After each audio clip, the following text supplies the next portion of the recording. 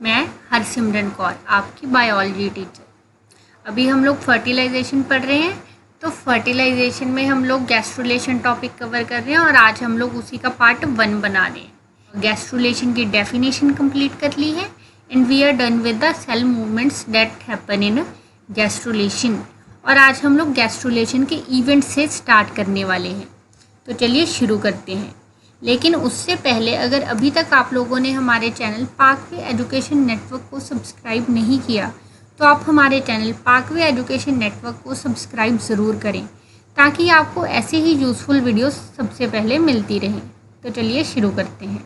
The first event that occurs in gastrulation is formation of embryonic disc. देखिए, जो gastrulation होती है वो इतनी क्विक होती है कि उसमें correct order of events, correct sequence जो है वो अभी तक अच्छे से किसी को भी पता नहीं चल पाया है। लेकिन फिर भी हम लोग डेवलपमेंटल स्टेजेस के अकॉर्डिंग जो हैं इन अलग अलग स्टेजेस को, स्टेप्स को सीक्वेंस कर देते हैं। तो उनमें से फर्स्ट स्टेप जो हमने लिया है that is formation of embryonic disc. लेकिन एम्ब्रियोनिक डिस्क होती क्या है? It is the flattened inner cell mass that arises at the end of blastocyst stage and from which the embryo begin to differentiate. जो embryonic disc है, this is blastocyst. This part is blastocyst, this rounded shape. इसमें ये जो inner cell मास है flattened, इसमें ये जो flattened inner cell मास है दिस इज एम्ब्रियोनिक डिस्क। अब ये जो एम्ब्रियोनिक डिस्क है इसी से एम्ब्रियो की डिफरेंशिएशन स्टार्ट होनी है। सो इस सबसे पहले हम लोग इसी की फॉर्मेशन को स्टडी करेंगे। तो चलिए शुरू करते हैं। Formation of embryonic disc. Embryonic disc जो है उसके 2 पार्ट्स हैं। One is epiblast and the other is hypoblast.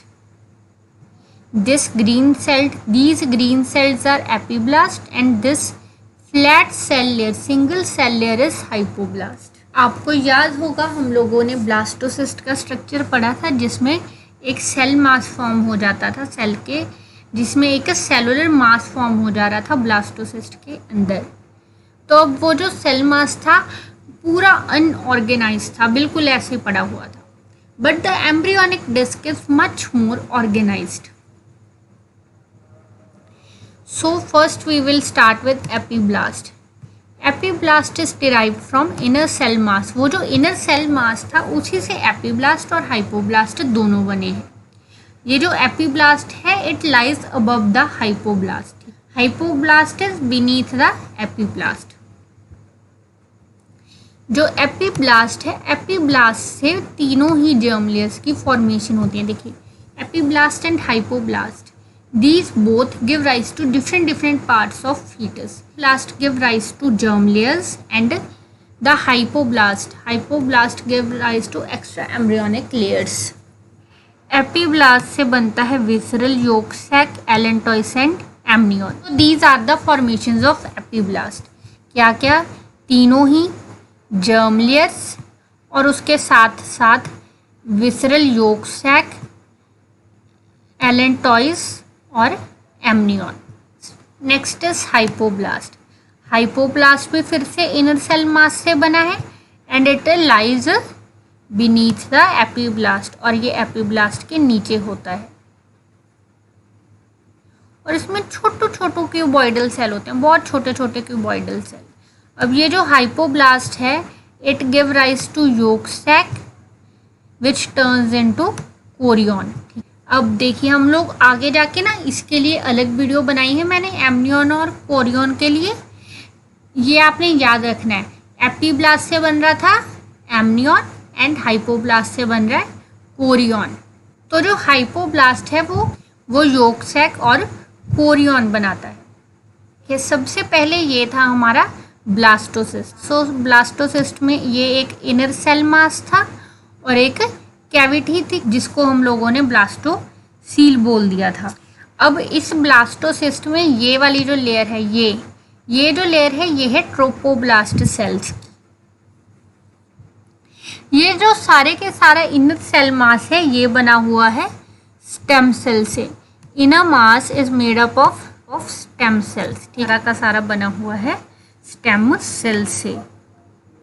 अब ये जो स्टेम सेल्स होते हैं इनकी कैपेसिटी होती है कि ये कोई भी और सेल बना सके, तो इसीलिए ये जो इन स्टेम सेल्स हैं सबसे पहले 2 लेयर्स बना लेते हैं सेल की। दिस हेयर 2 लेयर्स बना लेते हैं, one is epiblast and the other one is hypoblast. अभी इसमें एक चीज़ आप लोगों ने और याद रखनी है कि ये जो हाइपोब्लास्ट है it is the initials of endoderm.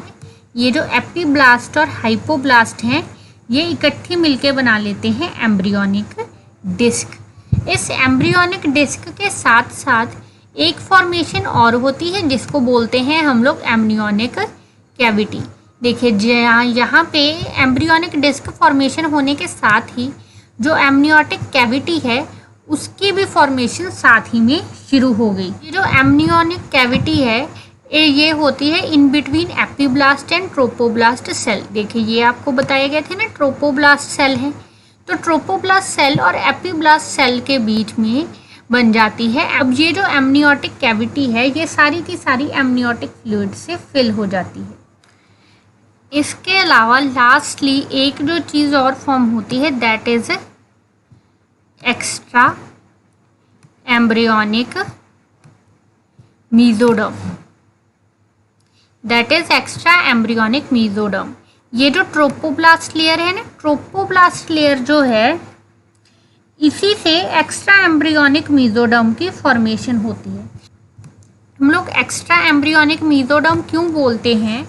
क्योंकि ये जो सेल मास है ये एम्ब्रियो का पार्ट नहीं होते। This cell mass is not part of the embryo. So this is formation of so in this way embryonic disc is formed along with the amniotic cavity। तो ये जो है ये फर्स्ट इवेंट है gastrulation का।